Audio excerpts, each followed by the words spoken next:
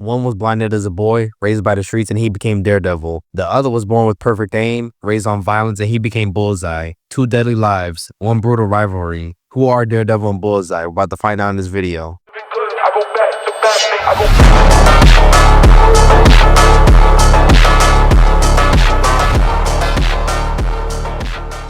Daredevil first appeared in Daredevil issue 1 in 1964. Matt Murdock, aka Daredevil, was born and raised in the greedy neighborhood of Hell's Kitchen, New York City. His mother, Maggie Murdock, left the family early in Matt's life, and he was raised by his father, battling Jack Murdock, a struggling small-time boxer. Jack instilled a strong sense of right and wrong in Matt, emphasizing the importance of education over violence. Jack wanted a better life for his son, urging him to focus on his studies and avoid the rough streets. However, Matt's early life wasn't a walk in the park. He was frequently bullied by other kids for being a bookworm and refusing to fight back. To let out his frustration, Matt secretly went to the gym and kept hitting the punching bag relentlessly. Jack was forced to work as an enforcer for a local mobster, Roscoe Sweeney, also known as a Fixer. He had to listen to what the Fixer instructed him to do, or else Matt's life would be in danger. The payments Jack received from his unethical deeds helped him and Matt survive, but he was still disgusted with himself nevertheless. Matt's life changed forever one day when he saw an elderly man about to be hit by a truck carrying radioactive waste. In a split-second act of heroism, Matt pushed the man to safety, but not without a cost. A canister of radioactive chemicals broke open, splashing into Matt's eyes. Matt was blind for life, but he received special gifts as his other senses were enhanced to superhuman levels. He could now hear heartbeats, detect lies through voice modulation, sense minute air vibrations, and even see through a kind of radar sense. However, Matt would need help to harness these new abilities. After his accident, Matt was approached by a mysterious blind man known as Stick.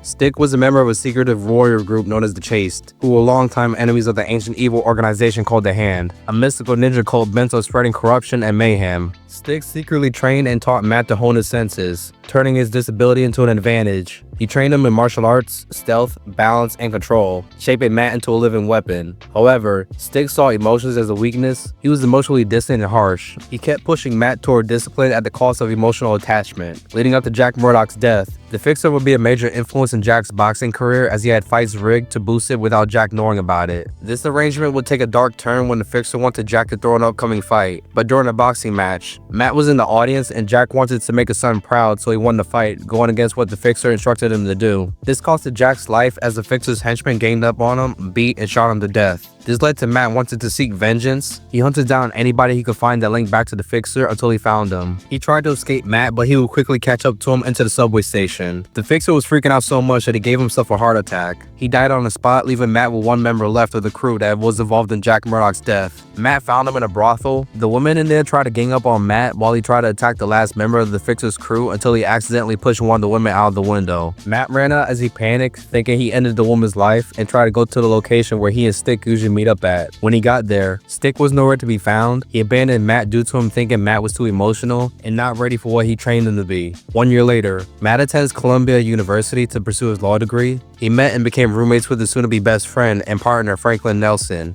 Matt nicknamed him Foggy due to how loud he snores when he sleeps. Matt kept Foggy safe from any bullies at the time and even made one of them apologize to Foggy. During this time, he met Elektra Returns. She was a thrill seeker but also had a dark side to her unknown to Matt if I had to summarize her personality at the time. She was attracted to Matt, especially after watching him run across rooftops. Both of them grew feelings for each other. Stick had to pay a visit to Matt and warn him about Elektra, telling him to stay away from her, but Matt didn't listen. He kept on being involved with Elektra until she had to break up with him and leave after her father died. Wilson Fisk, aka the Kingpin, makes his debut around this time. Years later, Matt finds work at a Boston firm named Sussman and Castro. It was manageable until he was told to take a flight back to New York City. After the flight back and into Hell's Kitchen, the past was flooding into Matt's mind as he walked through the dirty streets. Matt visits the gym he used to go to as a kid. It's abandoned, but a little girl named Mickey was there as well. Matt befriends and trains her at the gym. He also tells her about Jack Murdock when she saw a poster of him, but it misrepresented him. Foggy was in Hell's Kitchen and reunited with Matt when he was working on a case at the law firm he was working for. He asked Matt for help with this case and he jumped at the opportunity to help his friend. This made Matt remember the reasons why he wanted to become an attorney in the first place, to fight for justice and to fight the bullies.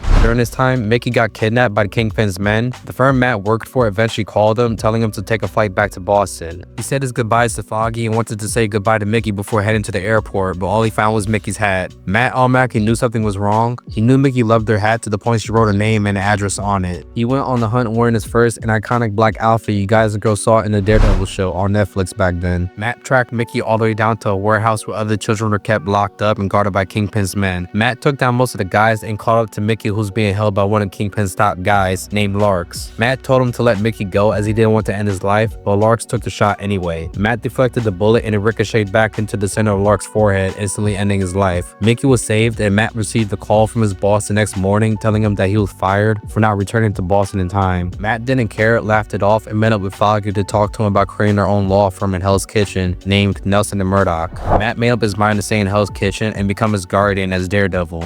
After Nelson and Murdock was established as an official law firm, with Karen Page as their recently hired secretary, their first ever client varies depending on which iteration of Daredevil's backstory you read, but I'll go off with Daredevil Yellow. In that story, the Fantastic Four became their first ever clients. They needed legal assistance to handle the paperwork and licensing for the Baxter Building, patents, and the public operations of the Fantastic Four. This didn't involve Matt suiting up as Daredevil, but it was interesting to see Marvel's most well-known superhero family getting help from Nelson and Murdock. Matt took down small-time criminals as Daredevil until he encountered his very first supervillain, Leland Owlsley, aka the Owl. The Owl is a crooked financier turned mob boss who sets up base in a penthouse lair.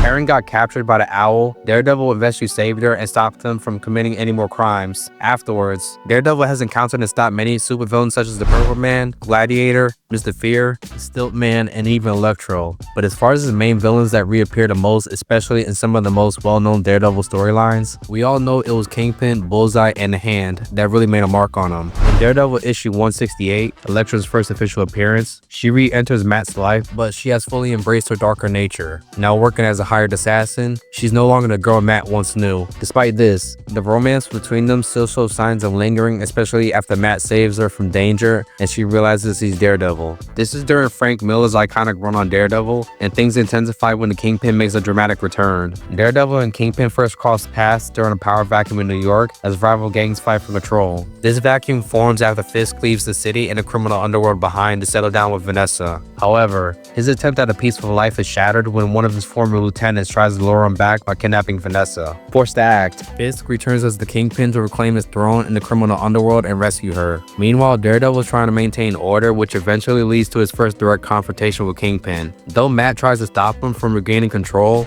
Kingpin ultimately succeeds, marking the beginning of his role as Daredevil's greatest nemesis. Kingpin then hires Elektra as his personal assassin, creating further tension between her and Matt. But this arrangement is short-lived. Bullseye, furious after learning he's been replaced, confronts Elektra in Daredevil issue 181. The two clash and Bullseye fatally stabs her. Mortally wounded, Elektra manages to make her way to Matt's home, where she dies in his arms. Grief-stricken and enraged, Matt sets a trap for Bullseye's return. When Bullseye breaks into Matt's place, Daredevil is ready. In their brutal confrontation, Daredevil ultimately lets Bullseye fall, seemingly to his death. However, Bullseye survives the fall, left paralyzed instead of dying on impact. In Daredevil issue 190, the Hand make their move by digging up Elektra's body in an effort to resurrect her through a ritual and use her as their own living weapon. Daredevil, Black Widow, and a member of the Chase named Stone attempt to stop them, but they fail, and Elektra's body is taken. Desperate, Daredevil does something drastic. He goes to the Kingpin and asks for help locating the Hand, knowing it won't come without a price. After completing the favor Kingpin demands, Daredevil receives the location where the Hand is conducting the ritual. He and Stone launch an assault to stop it, leading to another intense battle with the Hand. In the midst of the chaos, Daredevil hears a heartbeat and rushes to Elektra's body, tuning out everything around him. He uses a technique taught to him by Stick in an attempt to bring her back. At first he believes he failed, but in reality, he succeeds in helping her return to life, her soul cleansed. It's a strange moment, but the important takeaway is that Daredevil plays a crucial role in Elektra's resurrection. Leading up to the Born Again story arc, Matt's life is relatively stable. He continues his dual existence as a dedicated attorney and the vigilante Daredevil, striving to uphold justice in Hell's Kitchen. However, his downfall begins with his ex-girlfriend Karen Page, who has become an addict. For context, she left New York some time ago to pursue an acting career, but it led her down a dark path into adult films, and she eventually developed a drug addiction. In a moment of desperation, she sold Matt's identity as Daredevil to get a quick fix. This information eventually reached the Kingpin, who, now aware of Matt's true identity, set out to destroy his life. Kingpin manipulates the IRS to freeze Matt's bank accounts, plunging him into financial instability. He also coerces Police Lieutenant Nicholas Manoli's into falsely testifying that Matt bribed the witness, leading to Matt's disbarment and loss of his license to practice law. Matt's romantic relationship with his then girlfriend Gloriana O'Brien falls apart as she seeks comfort in Foggy, further isolating him. Kingpin escalates his assault by having Matt's apartment firebombed, leaving him homeless and vulnerable. Matt was pushed into a state of paranoia and aggression after the Kingpin made so many strategic moves to ruin his life. Matt was beyond his breaking point, and he set out to confront the Kingpin directly, which ends with Matt being brutally beaten and left for dead. To cover his tracks, the Kingpin stages an accident, placing Matt's unconscious body in a taxi and submerging it in the East River. Miraculously, Matt escapes but is left severely injured and aimless. He walks through the streets of Hell's Kitchen and collapses near the gym where his father once trained. He is discovered by his sister Maggie, a nun who is later revealed to be his estranged mother. Under her care, Matt begins the difficult process of physical and spiritual healing. Haunted by guilt over betraying Matt, Cameron returns to New York too in search of forgiveness and redemption. Her path, however, is fraught with danger. After his recovery, Matt steps in to protect her from any threats sent by the Kingpin. He forgives her, demonstrating the depth of his spiritual growth during his time under Maggie's care, and helps her through the process of detoxing from her addiction. Matt also rescues his friend Ben Urich, who had uncovered Kingpin's involvement in his downfall. By the end of the story, the Kingpin is exposed for his crimes, and Matt begins the process of rebuilding his life. In Daredevil issue 298, part of the Last Rites storyline, Nick Fury informs Daredevil about the Kingpin's involvement with Hydra. Fury provides evidence linking Kingpin's media empire to Hydra. After spending time rebuilding his life and regaining stability, Matt decides it's time to return the favor to the Kingpin by dismantling his empire and ensuring his reputation in the criminal underworld, basically making him look like a bitch, using the intel Fury gave him. Daredevil uses this information strategically, spreading rumors within the underworld that Kingpin is being manipulated by Hydra. By Daredevil issue 300, Matt's plan succeeds. Kingpin's empire begins to crumble, his assets are frozen, his influence fades, and his remaining allies abandon him. In a desperate attempt to strike back, Kingpin tries to frame Daredevil, but the plan backfires, further exposing his downfall. He really shot himself in the foot, and in the final confrontation, Daredevil faces Kingpin not just as a fighter, but as a man in full control. Fisk is defeated and ultimately forced to leave New York in disgrace, and of course embarrassment. This arc marks a turning point for Matt, showing that he has evolved beyond being just a street-level brawler. He's now a master strategist capable of bringing down even the most powerful figures like the Kingpin. Moving on to the Guardian Devil storyline, a frightened teenage girl arrives at the law firm where Matt and Foggy are working at a time, claiming she was divinely impregnated. She says the vision guided her to bring the baby to Matt, knowing he is Daredevil, and that he will be able to protect the child. After leaving the baby in Matt's care, the girl mysteriously disappears. In reality, some men took her and you don't see her again, let's just say that. A little later, while Matt is conducting research to determine the child's parentage, a mysterious man named Nicholas McCabe appears and begins speaking with him. Nicholas insists that the baby must be destroyed, claiming it may be the prophesied destroyer of the world. He manipulates Matt into a spiral of religious doubt, paranoia, and moral conflict, preying on his trauma and guilt. Their conversation ended when Nicholas left a cross in Matt's hand. As the story unfolds, Matt's world begins to unravel. Foggy finds himself in legal trouble after being accused of ending a client's life he had an affair with. Karen Page returns to New York City again and confides in Matt that she contracted an STD. So let me get this straight. She was Matt's ex-girlfriend before Born Again, and then got back with Matt after Born Again, and then broke up with Matt and left New York City. And now she's back in New York City expecting comfort from Matt after everything she's put him through. I don't know about y'all, but in the comics, Karen Page is toxic as hell to me. In the show, she's alright, but in the comics, no way. She's not as toxic as MJ, but she just one of these people you just run away from. There's no way I'm letting a person like that back in my life. Hell nah. Outside of that, Matt becomes increasingly unstable, convinced that the baby might be evil and is manipulating him. His paranoia escalates to the point where he contemplates whether ending the baby's life is the only way to save the world. Reaching a breaking point, Matt takes the child to the Catholic Church and pleads with Sister Maggie and the other nuns to care for it, fearing his presence might endanger the baby. Eventually, Matt turns to Dr. Strange, who helps him realize he's been drugged and hallucinating through the cross Nicholas gave him. Strange clears all the drugs and toxins from Matt's body. He also allows Matt to speak with Mephisto, who warns him that something tragic is about to happen at the church. Realizing the truth, Daredevil races back to the church, but tragedy strikes. Bullseye, hired by Nicholas, ambushes the church. In a devastating moment, he ends Karen Page's life by impaling her with Daredevil's own billy club and takes the baby. She dies in Matt's arms, marking yet another traumatic loss in his life thanks to Bullseye.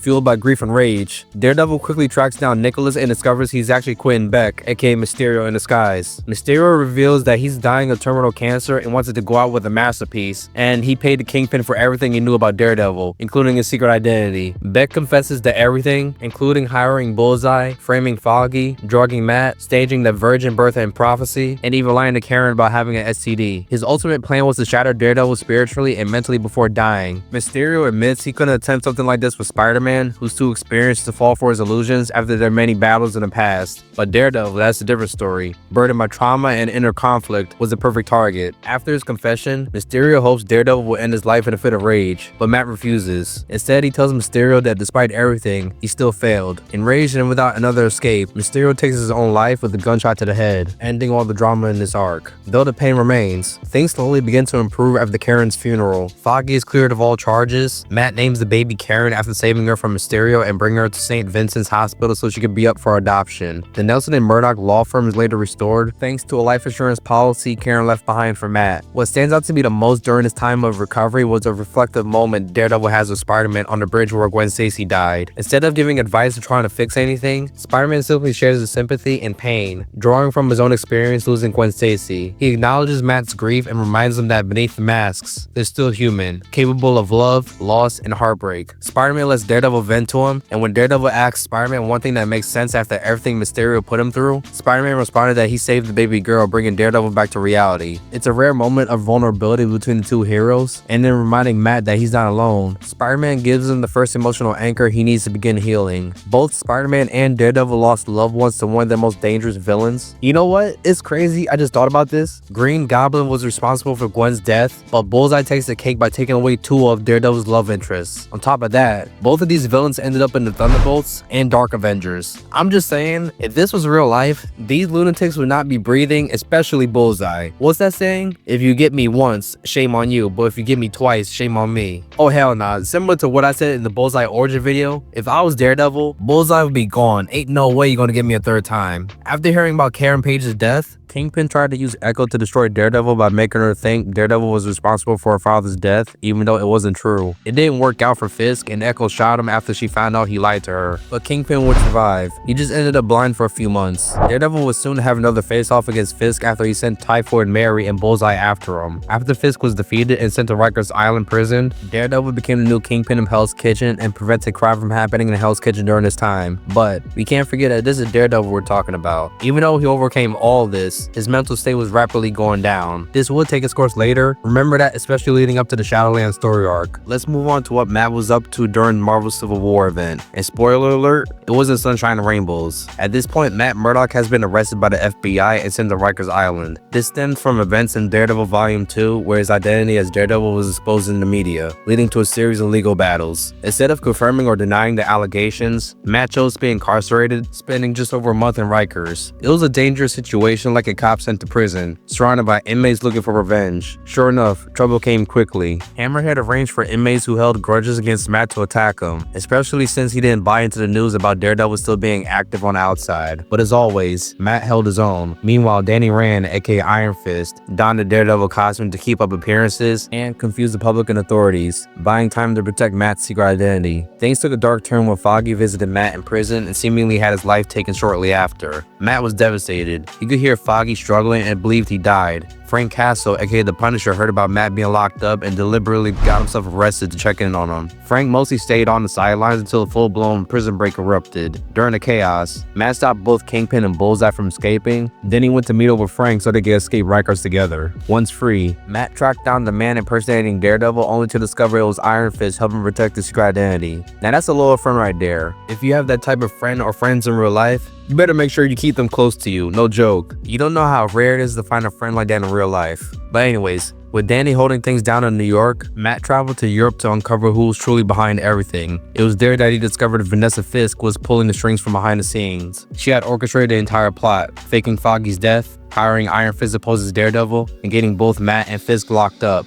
blaming them for how her life turned out. Vanessa offered to clear Matt's name and restore his secret identity if he agreed to help release Kingpin from prison as a lawyer, but Matt refused. His answer didn't matter anyway, since Vanessa was several steps ahead. She had already arranged for the FBI director who imprisoned Matt to end up 6 feet under, staging it as if he ended his own life and left a note admitting that he framed Matt. That setup ultimately led to Matt being cleared of all charges, and Wilson Fisk had his record wiped clean too, but he couldn't attend Vanessa's funeral as part of her revenge. With his U.S. citizenship revoked, Fisk left the country and Matt Murdock walked away a free man, moving the Nelson and Murdock law firm to new location, though not without scars. The Hand soon resurfaces, led in part by Lady Bullseye, who begins manipulating the organization's internal politics to persuade him that Matt Murdock should become their new leader. Her true goal is to corrupt Daredevil and bring him fully under the Hand's control, believing that his inner turmoil makes him susceptible to their influence. Meanwhile, Master Exile, one of the founding members of the Hand and a former member of the Chaste, personally approaches Matt with a similar proposal, but for a very different reason.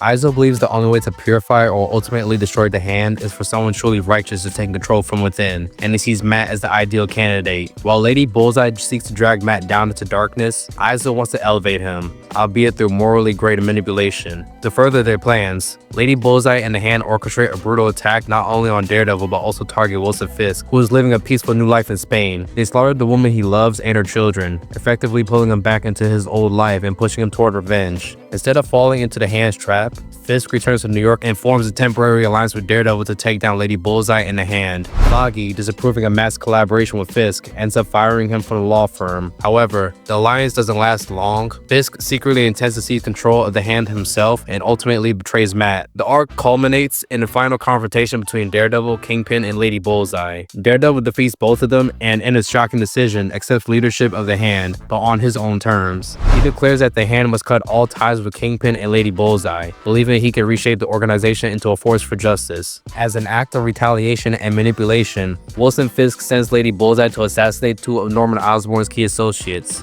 This was part of a larger scheme. Fisk frames the murders to make it appear as though they were carried out on Daredevil's orders, using the Hand as his personal death squad. The goal? To provoke Osborn into viewing Daredevil as a legitimate national security threat. The plan works, and in response, Osborn authorizes Bullseye, who at the time is operating as Hawkeye within the Dark Avengers, to eliminate Daredevil. Bullseye tracks Matt down and rather than confront him directly, blows up an entire apartment building. The explosion slaughters over 100 people, marking one of Bullseye's most heinous and indiscriminate acts of violence. This moment doesn't just deepen the stakes, it breaks something inside Matt. He survives the blast, but the sheer scale of the massacre pushes him further into darkness, reinforcing the belief that only through the Hand's brutal authoritarian methods can he truly protect his city. This event becomes a major catalyst leading directly into Shadowland. Daredevil travels to Japan, where he is manipulated by other members of the Hand and subjected to a dark ritual known as the Black Flower. When he returns to Hell's Kitchen, everything has changed. Donning a new black suit, Daredevil constructs a fortress called Shadowland, built on the very spot where Bullseye once blew up an apartment building. As time passes, Matt begins to fall under the influence of a malevolent entity, gradually consumed by its possession. In this quest to reshape the Hand into a force of justice, Daredevil instead becomes the very threat others feared he might one day become.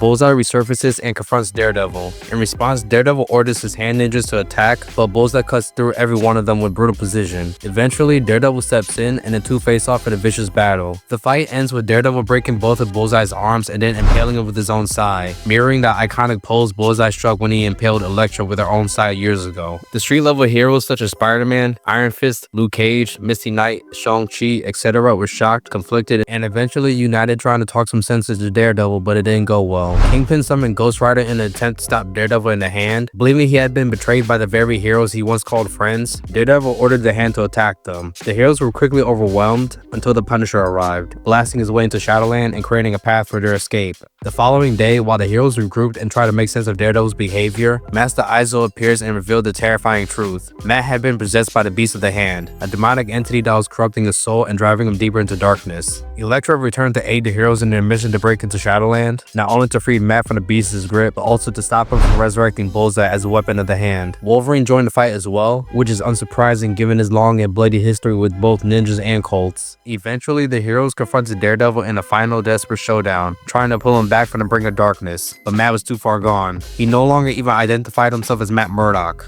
Wolverine drove his claws straight through Daredevil's chest, but to Wolverine's shock, Matt pulled him out and hurled him aside like nothing. Spider-Man followed up, trying to subdue him with webbing, but Daredevil moved too fast. Spidey had to rely entirely on his spider sense, just to predict Matt's movements and land a hit. When it seemed like the heroes had the upper hand, Daredevil proved too powerful. To show how far into the abyss he had fallen, he even overpowered Ghost Rider, laughing as he absorbed the hellfire thrown at at him, draining the spirit of vengeance completely and defeating him. Foggy stepped forward, pleading with his best friend, trying to reach the man behind the monster, but his words didn't completely break through. In the final act of hope, Iron Fist uses chi to open a path into Matt's mind, allowing Elektra to reach him directly. There, within the depths of his consciousness, she helped him purge the beast and reclaim control. The exorcism was a success. The demonic entity was cast out, but the cost was heavy. As the dust settled and the heroes believed Matt had perished in the process, he vanished. Racked with guilt over everything that happened, Matt Murdock exiled himself from Hell's Kitchen, seeking atonement for the darkness he let consume him. He traveled to a small town in New Mexico, but trouble was always brewing. Even in places that seemed quiet to the average person, the town was under the grip of a corrupt police chief and a drug trafficking ring run by a man named Calavera, who possessed terrifying mind-manipulating powers. Despite wanting nothing to do with heroics, Matt couldn't ignore the injustice. When the young boy found himself in danger and his father's life was taken for speaking out, Matt was pulled back into the action, though this time not as Daredevil. With no costume, no alias, and no city behind him, it was just Matt Murdock, relying solely on his training, instincts, and an unshakable sense of justice. As he fought to dismantle the operation and protect innocent lives, Matt slowly began to reclaim a sense of purpose. He may have lost himself during Shadowland, but through his journey, he came to understand that he's more than just his past mistakes. By the end of this little story of rebirth, Matt is ready to return home, not as a broken man, but as someone who has faced his inner demons and emerged stronger. He makes his way back to Hell's Kitchen and appears in Foggy's apartment, ready to rebuild Nelson and Murdock and to become Daredevil once again. Geez, at this point, I lost count of how many times the Nelson and Murdock law firm has shut down and reopened. I get it, it's comics, but seriously, where's all this money coming from to fund the constant reboots? Someone's got to be writing some wild checks. So in Mark Waid's run of Daredevil, the series takes a refreshing break from the dark, gritty tone that had defined the character for years, shifting instead to a brighter, more optimistic approach. Matt's goal is to be better, not just as Daredevil, but as a man. He strives to balance the darkness within him with a renewed sense of light and hope. Matt reopens the Nelson and Murdock law firm with Foggy and begins rebuilding his life.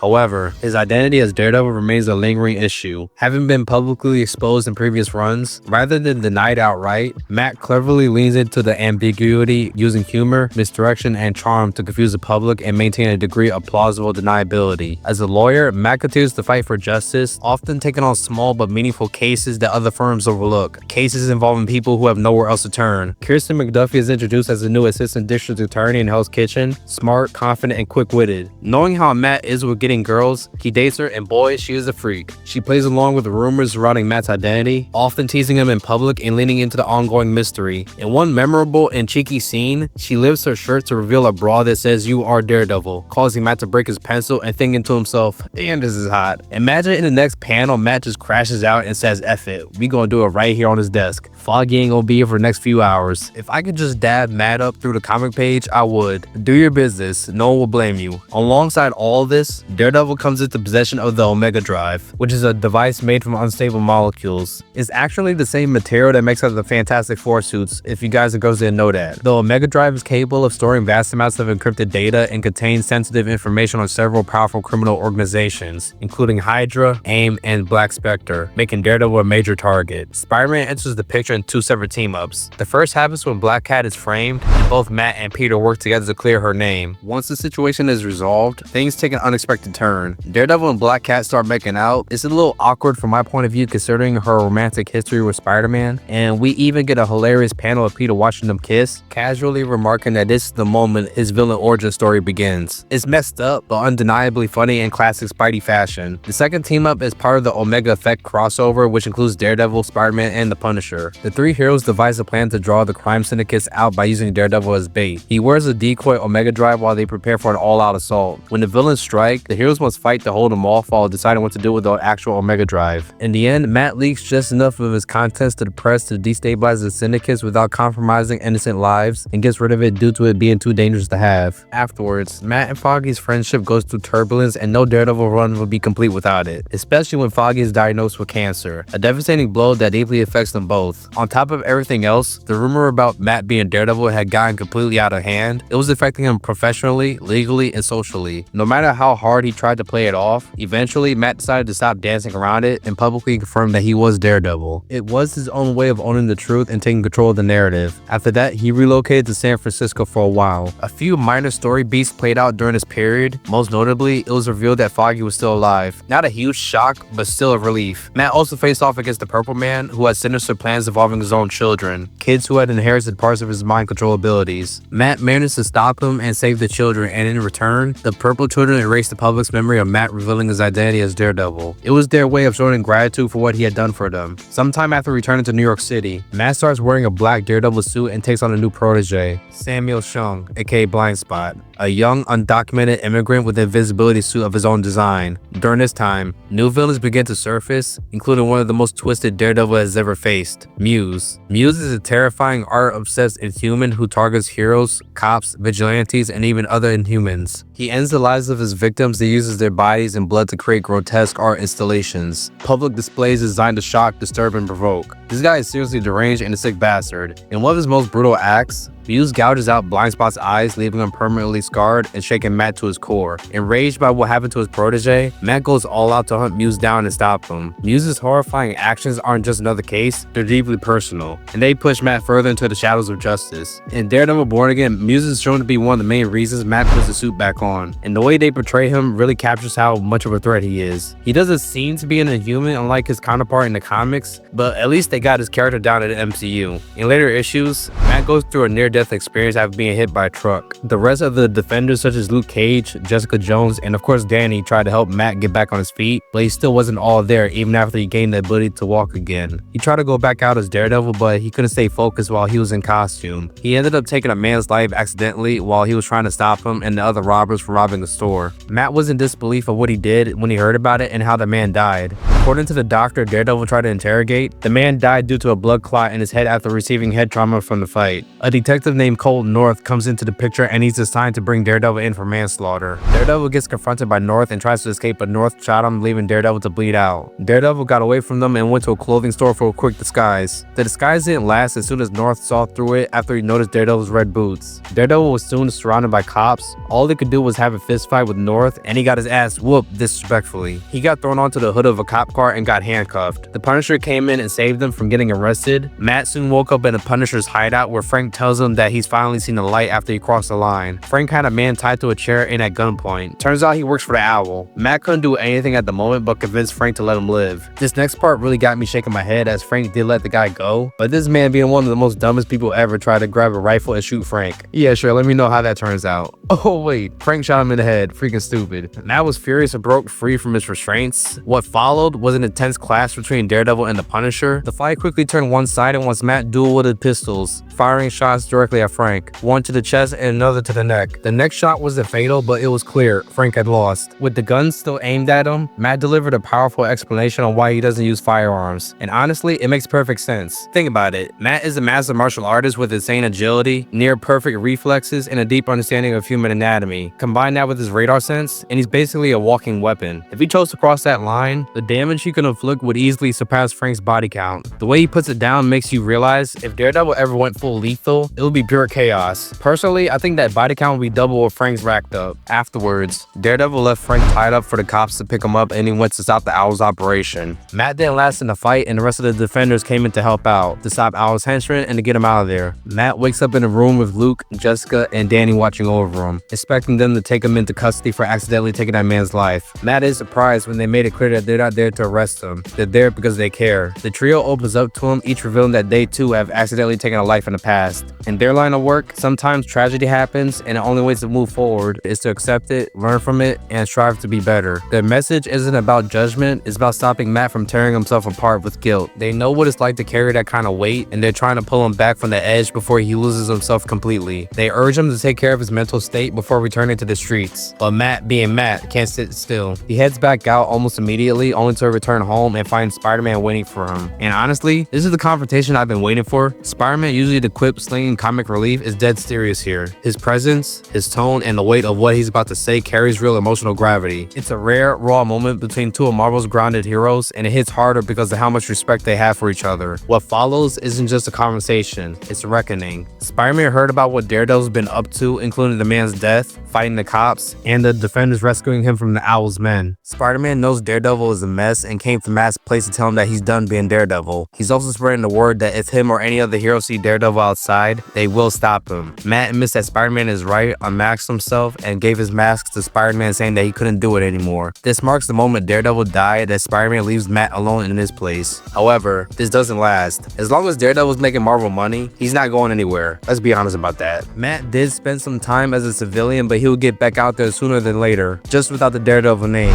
He helped out Detective North when he faced some trouble, and he stuck around with Elektra after she approached him offering her help so Matt can get back out there as a better man. Matt trained with Elektra, slowly regaining his rhythm, and she could notice the man she loves coming back to her. After training, Matt looked into a case involving corruption within the police force. This led him up to Governor Kettle, who was behind the corruption, and working with the Strong One siblings. The Strong One siblings devised a plan to decimate Hell's Kitchen, intentionally driving down the property value so they can buy up the neighborhood for potential gains. Their plan would put the lives of the current residents at risk, either through violence or displacement, leaving many potentially dead or homeless. With Elektra, Matt hit the Strong One siblings where it hurts the most, their pockets. Both of them broke into a heavily guarded server factory, and Elektra hacked into the systems. She withdrew $3 billion from the Strong Ones, and Elektra kept some of the money for herself while she donated the rest to multiple charities. Matt didn't like her keeping some of the money and temporarily cut ties with her. The Strong Ones then take this lightly and gathered a group of villains including Crossbones, Bullseye, the Rhino, and his Stiltman to destroy Hell's Kitchen. It was a massacre. People were getting slaughtered as the group of villains were paid off to destroy anything that was in their way. A group of people who took up the Daredevil mantle tried to fend them off, but it was too much for them. Matt didn't want anyone else to take on the sins that came with being Daredevil, so he decides to reclaim the mantle of Daredevil. Fisk even joined the fight to help defend Hell's Kitchen, especially since he's the mayor of New York City during his time. But honestly, Matt handled most of the work by himself. After the fight ended, Daredevil announced that he would turn himself in. After hearing about this, Foggy offered to be his defense attorney, and Spider-Man appeared in Matt's apartment once again, ready to take him in, after hearing about him returning as Daredevil. But Matt stood his ground against him as he wears the new Daredevil suit, and told him to get out of his place. I don't know about you guys or girls, but I like the new Daredevil suit with the baggy pants better than the classic suit. It looks like he's ready for war in that outfit, and it's a prelude outfit, in my opinion, to the one he'll wear in the Red Fist arc. And I can't wait to get to that story arc. So Matt went to talk to Iron Man, trying to convince him to buy all of Hell's Kitchen to prevent the Strong Ones from buying it up. He also met up with Spider-Man to make things right between them before his trial, which surprised Spider-Man. Spider-Man opened up to Daredevil and said he was sorry for how he acted towards him. He admitted on how he accidentally took a life, and he never told anyone about it. If you guys and girls wonder who it was, she was a former lover of Wolverine's back then named Charlemagne, and one of Spider-Man and Wolverine's team-ups in a series called Spider-Man vs. Wolverine. She wanted to take her own life, and she put herself in the way of Spider-Man's punch. We all know how hard Spider-Man can hit if he really wants to, and she died instantly. Wolverine didn't hold a grudge against him, but that accident made Spider-Man feel guilty about it ever since, and he saw himself in Daredevil. He hasn't told anyone about that, leading to Daredevil giving him a hug, and they talked for hours about life, including their struggles. On the day of his trial, Elektra was there in disguise and whispered to Matt that she bought Hell's Kitchen, taking a huge concern off his back. To everyone's surprise in court, Daredevil pleaded himself guilty and went to prison. But before that, did anyone question themselves on how Matt wore his Daredevil suit in a regular suit? It must have been hot as hell for him in that. I just couldn't. Especially with the tension in that courtroom that could make him sweat. I don't think anyone could do that. More power to him for that. Elektra soon visited Daredevil in prison and let him know that the Hand is coming back. Her and Stick found a book that describes a clan that can defeat the Hand called the Fist. Elektra wanted Daredevil to join her to help her rebuild the Fist, but Daredevil declined due to him not trusting her. In a way to prove herself to Matt, she took up the Daredevil mantle. In prison, Matt met another inmate that would become his friend in there named Marcus. The warden of the prison had a grudge against Daredevil due to him sending his son to prison a while back. He poisoned Daredevil's food and let a group of prisoners loose on him in hopes to get his revenge. But Daredevil survived thanks to remembering a lesson Stick taught him and what he learned from Foggy. In retaliation, Daredevil figured out the warden was using prisoners as lab rats, giving them drugs that make them more violent, resulting in the prison system making more money. Daredevil exposed the warden and what he was doing. 5 weeks later, he's released from prison and back into his Daredevil suit along with Elektra, who is Daredevil too. Both Daredevils will face against Fisk in the Devil's Reign story arc. In this story, Fisk banned all vigilantes, or we should just say superheroes, from roaming the streets of New York City. It was up to the Daredevils and the rest of the superhero community to outmaneuver Fisk. By the end of the story, Fisk was defeated and wasn't the mayor of New York City anymore. Instead, Luke Cage was elected the mayor of New York City, and to this day as I'm recording the video, he's still the mayor, which is good to know. The Daredevil Born Again show adapted this story arc, and I hear that they're going to escalate the stakes of the story in season 2 of Born Again by reuniting the Defenders, and hopefully, fingers crossed, more street level heroes. Don't put too much faith in Spider-Man making a return though.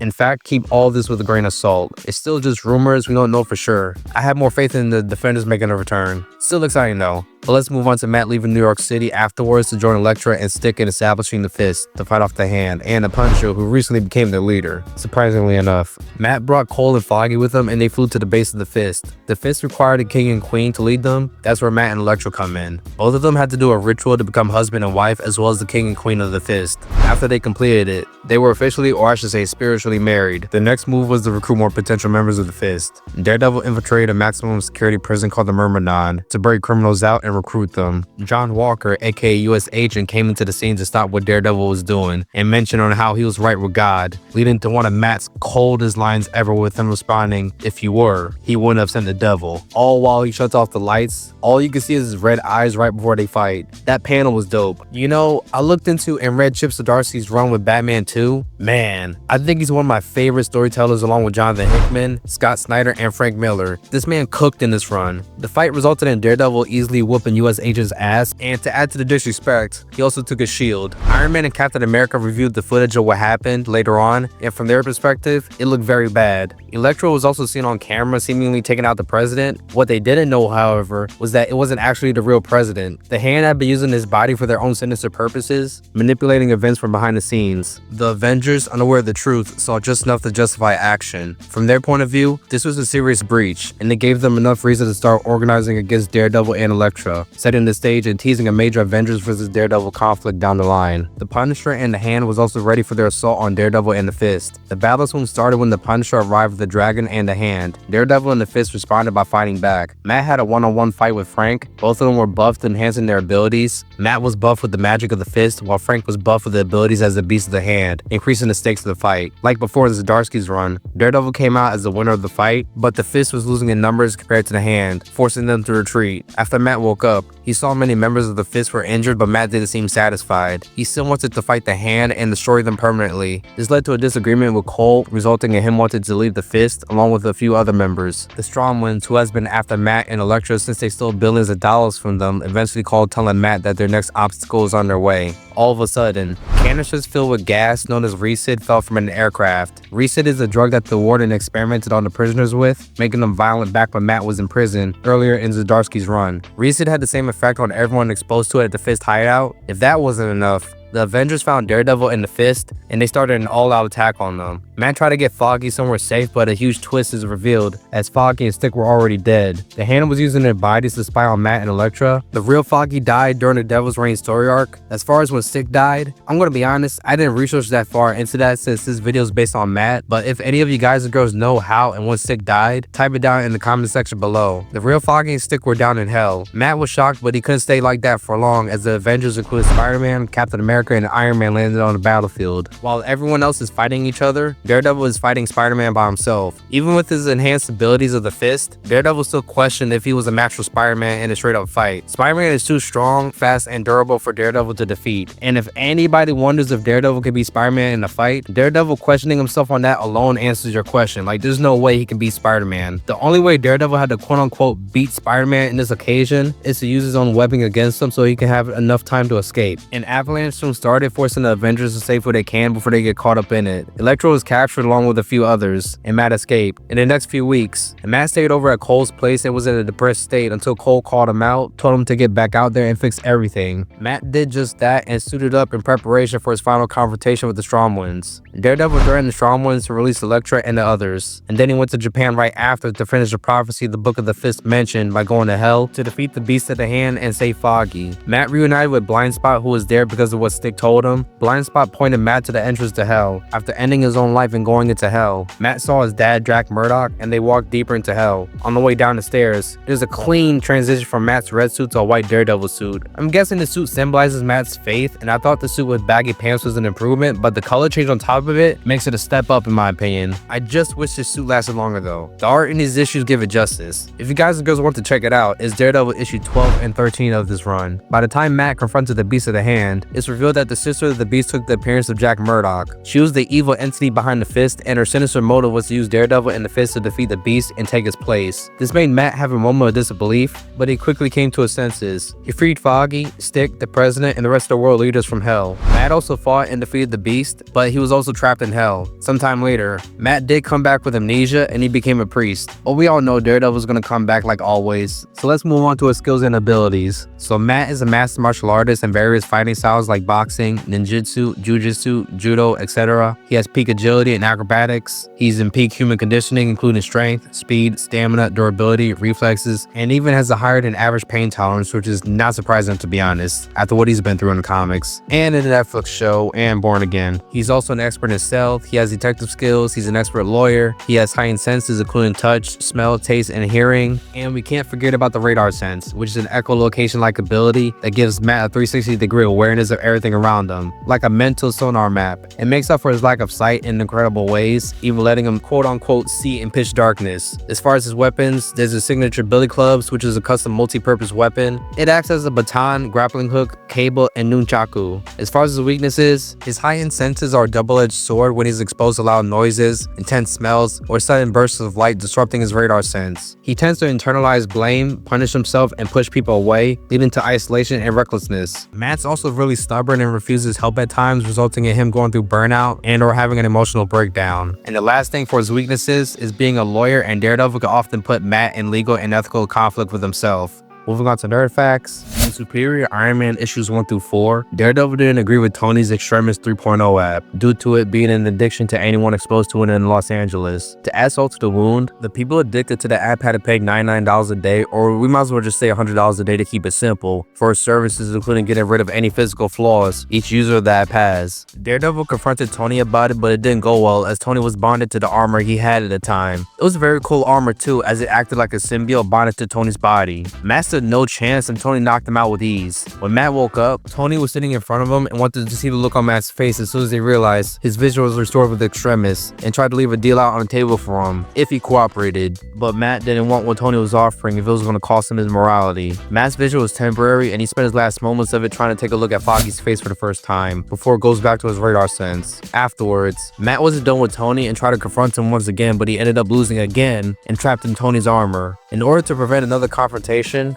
Tony did one of the most vile things possible by erasing Matt's memories of the whole incident and put on his best poker face when Matt woke up in the hospital a few days later. Similar to Superior Spider-Man, Tony was off mentally during that time if I had to make it simple. It was a wild time for Iron Man and Spider-Man back then. So moving on to the next nerd fact, Matt officially became Bruce Banner's defense attorney in Incredible Hulk issue 152 and represented him in court in Incredible Hulk issue 153, trying to plead the case that Bruce Banner was innocent and mentally incompetent with the Hulk inside of him. Alright, now it's time to move on to Bullseye. Bullseye's first appearance is in Daredevil issue 131, so Bullseye's real name and his real origin has never been clear. You could say he's as mysterious as the Joker, and that's saying something. He went by 3 different names, which are Lester Jangles, Leonard McLean, and Benjamin Poindexter. One of those names is his real name, or most likely none of them are. We'll keep it simple and just call him Bullseye throughout the video. As far as his childhood, it's not really clear due to Bullseye being known as a liar that loves to switch up and change details about his past every time he mentions it. There are 2 possibilities that could give us a good idea of his past and be aware that this is what I think. From mentioning his background multiple times, certain details correlate and show a bit of similarity, such as Bullseye's father being a bad dad and his mother was no angel either, as far as the first possibility about his past. The second possibility is what Daredevil mentioned to Bullseye in a later comic where Bullseye never even knew his father and his mother was for the streets. Even with these possibilities, keep it with a grain of salt. No one knows Bullseye's true origin, but let's say for instance certain parts were real. I'm not saying they are or aren't. It will make some decent sense that led up to him becoming the sociopathic assassin he is these days though. One specific part was during his late teens. He was playing Major League Baseball and he was already offered scholarships left and right due to how good he was playing the sport, but he rejected all of them. This was also when he ended someone else's life for the first time. Bullseye was doing great as a pitcher to the point he played abnormally after he was striking out so many batters and he got bored. There was one certain batter that talked trash. This made Bullseye want to have a little fun in his terms, and he aimed the baseball straight for the batter's head. After he threw the baseball, he instantly ended the batter's life. Bullseye showed he didn't care at all, and he enjoyed it as he gave a smirk. He loved the fact that he can control life and death with his abilities. The incident caused Bullseye to get kicked out of the baseball league, and his lawyer reduced the charges to manslaughter. With his valuable skills, Bullseye was sent to the military, exceeded in his training in marksmanship, close quarter combat, and survival tactics. Higher ranked operatives notice how much of a gem he was. He's actually a gem with a bit of dirt on him due to his issues with having discipline,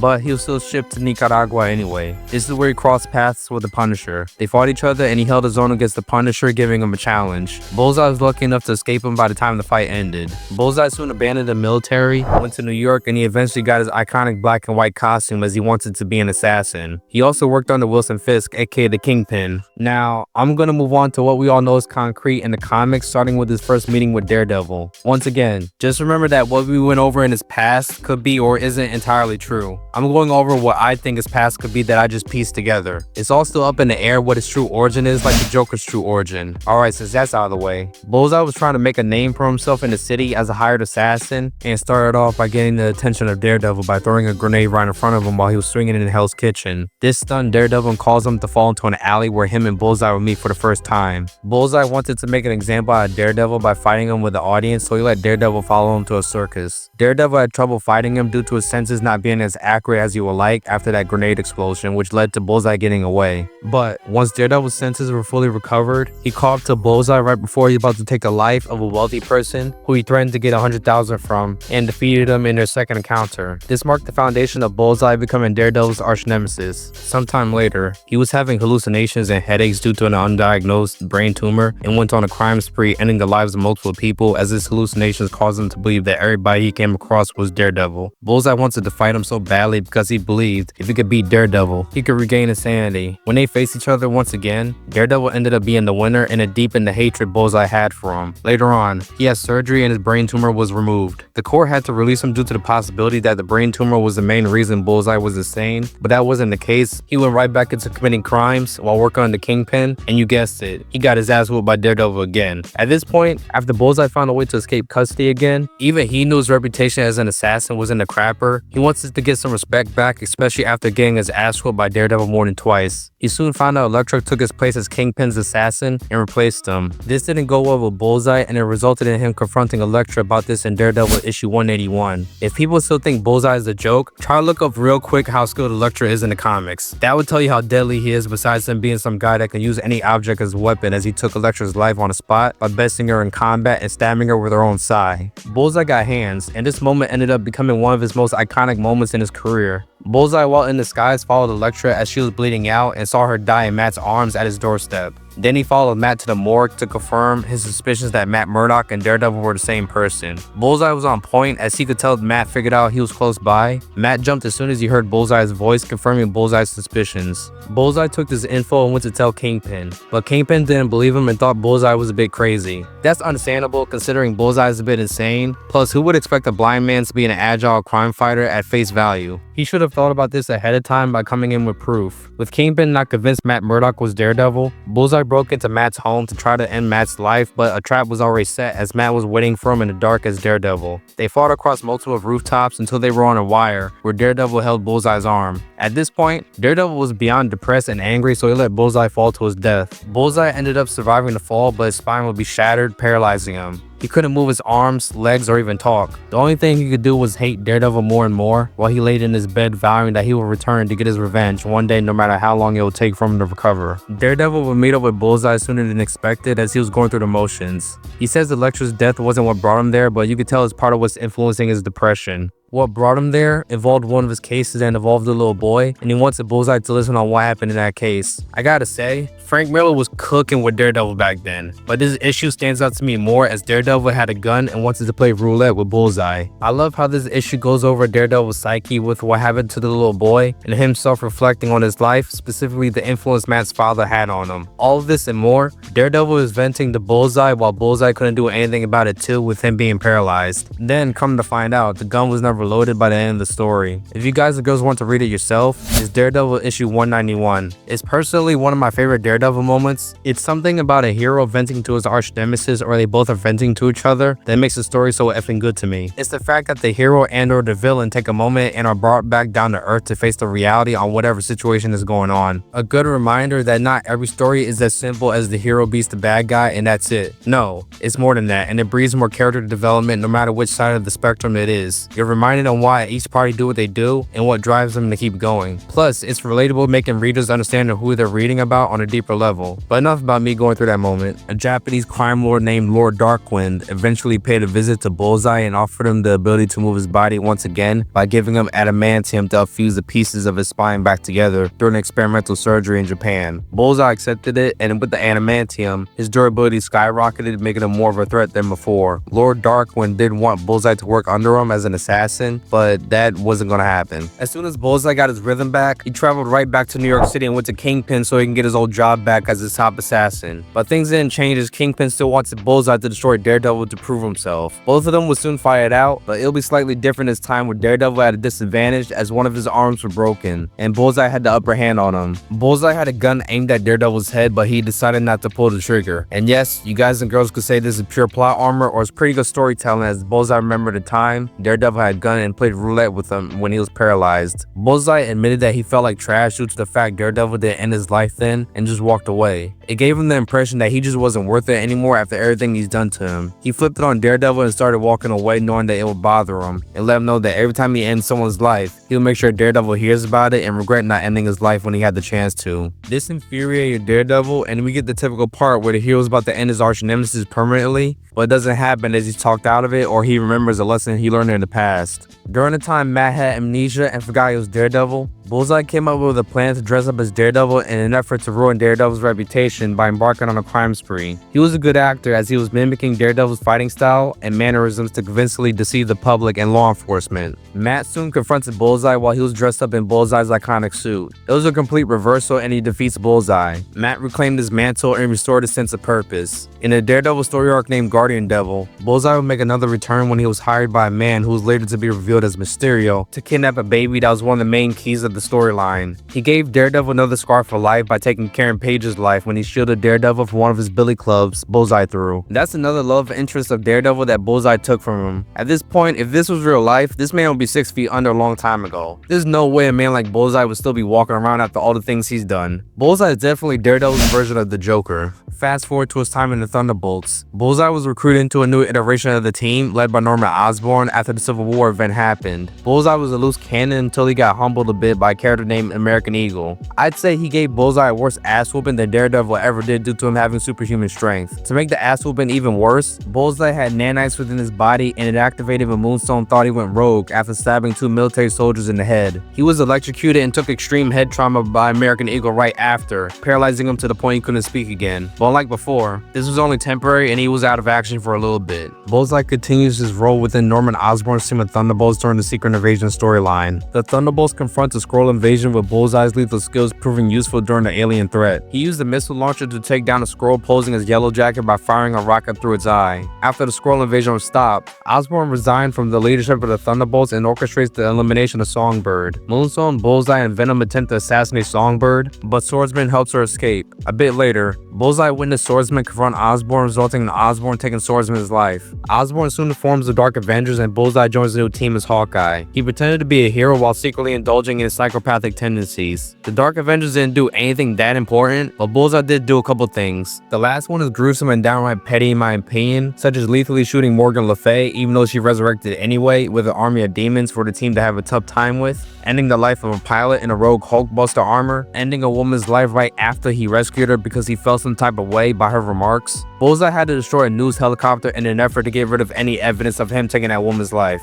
Here's a bonus one. Some of you guys and girls might not notice, but he assassinated the Sentry's wife, Linda Reynolds, and made it look like she took her own life. Osborn ordered Bullseye to do it so he can manipulate the Sentry. That's pure evil right there. But don't worry, karma has a funny way of getting you right back. During the beginning of the Shadowland story arc, Daredevil was possessed and in charge of the Hand. Bullseye was in Hawkeye, and the Dark Avengers were no more. He pretended to have a cardiac arrest to escape custody and went back to Hell's Kitchen to fight Daredevil. He soon confronts Daredevil, and I gotta say, this is my favorite Daredevil suit, especially with the deadly wristbands he got on. Freaking badass, and I know Matt is possessed, but damn, this is still a cool design. Daredevil ordered his hand ninjas to attack Bullseye, and he actually held his own and took out all the ninjas, which is no small feat, only leaving Daredevil left to fight. This fight ended the way we all expected, but worse, as Daredevil ended Bullseye's life in the same iconic pose Bullseye ended Elektra's life years ago. Bullseye wouldn't stay dead though, as he was later resurrected by Lady Bullseye as she used her knowledge of the hand's resurrection rituals to bring him back to life. But his body was far too damaged, and Bullseye was left incapacitated, losing all of his senses except his sight. Despite his limitations and confined within a specialized iron lung, Bullseye orchestrated attacks on Daredevil through proxies like Claw, Coyote, and Ikari, seeking revenge from behind the scenes. Daredevil discovered Bullseye's location and during a confrontation, destroyed the support structure of the facility, causing Bullseye to fall into chemicals that rendered him blind, leaving him a prisoner within his own body. After the 2015 Secret Wars event, Bullseye returned through a covert project that produced multiple clones of him, each inheriting his lethal skills and an unhinged mentality. The clones were unleashed into New York City and initiated a spree of chaos. Other heroes like Spider-Man and Iron Man had to get involved too, while Elektra tracks Bullseye down. Bullseye lures Elektra to a rundown theater where he shows a reenactment of her own death at his hands, forcing Elektra to relive her most traumatic experience. She encounters the original Bullseye along with some of his clones, starting a battle between them. Elektra turns the tide of the fight into her favor after she manipulated Bullseye into ordering his clones to take each other out of the picture. By the time the fight ended, the original Daredevil comes in to help Elektra in defeating Bullseye, saving New York City in the process. Nowadays, he's not really doing too much. He's just a character who's there time and time again that doesn't have an important role in whatever story is going on. Let's move on to his skills and abilities. He could turn virtually any object into a deadly projectile and has peak precision. He has peak agility and reflexes. He's an expert in manipulation and psychological warfare. He has an adamantium-laced skeleton. He's an expert tactician and an expert in stealth and espionage. As far as his weaknesses, Bullseye's ego-driven desire for recognition sometimes leads him to engage in unnecessary fights rather than simply assassinating his targets. It makes him easy to be manipulated. His fixation on Daredevil can cloud his judgment, making him reckless and predictable when engaging him in combat. He's also deeply deranged and suffers from his severe psychopathy and obsessive tendencies. Moving on to nerd facts, in Punisher Max issues 6 through 11, Bullseye was hired by Kingpin to take out Frank Castle, but instead of going with his usual approach, Bullseye tried something different. He wanted to get inside Frank's head and truly understand what made him tick. He took the strategy way too seriously, to the point where he kidnapped the woman and her kids to play the role of Frank's family. Then he offed them in an attempt to recreate Frank's trauma. And peep this, he didn't even do this once. He repeated the process 3 more times. It was insane, even for me to witness. Kingpin was furious about it, but Bullseye didn't care in the slightest. Eventually, Frank and Bullseye would cross paths, and when they did, Frank won the battle. Keep in mind, this series is for mature audiences. If you guys or girls have kids, don't let them see these pages. And I'm not just talking about nudity. There's a moment during the fight between Frank and Bullseye that is just straight up disgusting. I even got no words for it. If it's your first time reading it, I'd seriously recommend not eating beforehand if you got a weak stomach. Besides all that, if you're entertained, thought it was educational like what I said or all the above, you should like the video, subscribe to the channel, comment, and turn on post notifications, especially if you're a new viewer. If you want to support the channel even more, my links will be down in the description box below. And I'll talk to you guys and girls later. Peace.